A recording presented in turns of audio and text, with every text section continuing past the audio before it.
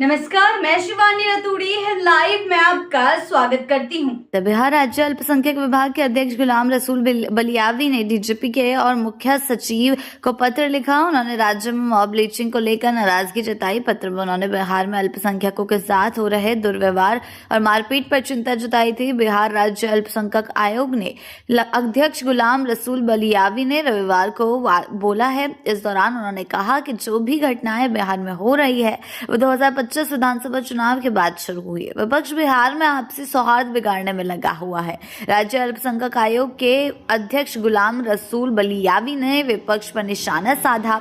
उन्होंने कहा कि मुख्यमंत्री नीतीश कुमार का कम्युनलिज्म पर जो भी जीरो टॉलरेंस की नीति है उसे खराब करने की कोशिश वे लोग कर रहे हैं जो चुनावी परिणाम के पहले ही मुख्यमंत्री का शपथ ले रहे थे।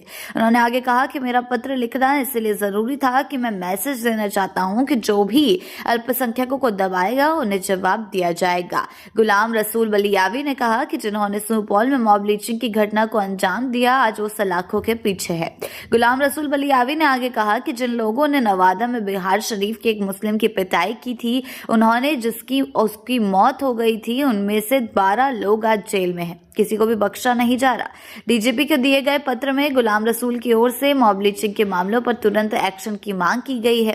साथ ही आरोपियों के खिलाफ तत्काल एफआईआर दर्ज करने के लिए भी कहा गया है। गुलाम रसूल की ओर से मृतक के परिवार जल्द से जल्द आर्थिक सहायता और सुरक्षा देने की मांग की गई है।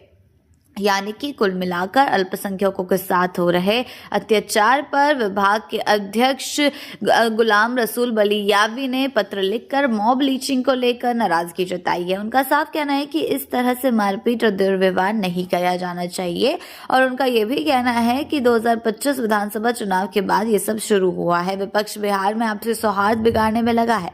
राज्य अल्पसंख्यक आयोग के अध्यक्ष गुलाम रसूल बलियावी ने विपक्ष पर निशाना साधा है। उन्होंने साफ तौर पर कहा है कि नीतीश कुमार का कम्युनलिज्म पर जो जीरो टॉलरेंस की नीति है उसे खराब करने की कोशिश वो लोग कर रहे हैं। यानी कि विपक्ष को आड़े हाथों लिया है और सारी की सारी धज्जियां उनकी उड़ाई है। कहने का मतलब है कि उनको कहा गया है कि आप इस तरीके की हरकतें ना कीजिए जिससे माहौल बिगड़े, और उन्होंने साफ कहा है कि विपक्ष यही कर रहा है, इसी तरीके की हरकत कर रहा है जिससे माहौल बिगड़े और माहौल में कुछ खटपटाहट देखने को मिले। हालांकि अब आगे क्या होता है, कैसे होता है, ये जो पत्र लिखा गया है इसका कितना असर होता है, किस तरीके का एक्शन लिया जाता है वो देखने वाली बात होगी, क्योंकि एक्शन की मांग की गई है। उनका कहना है कि 12 लोग जेल में हैं, किसी को बख्शा नहीं जा रहा है। और डीजीपी को दिए गए पत्र गुलाम रसूल की ओर से मॉब लिंचिंग के मामलों पर तुरंत एक्शन की मांग की गई है। साथ ही आरोपियों के खिलाफ तत्काल एफआईआर दर्ज करने के लिए भी कहा गया है। ऐसे ही अपडेट्स के लिए जुड़े रहे हैं लाइव के साथ ही चैनल को सब्सक्राइब करना ना भूलें और हमारी फेसबुक और वेबसाइट के साथ भी जरूर जुड़ें।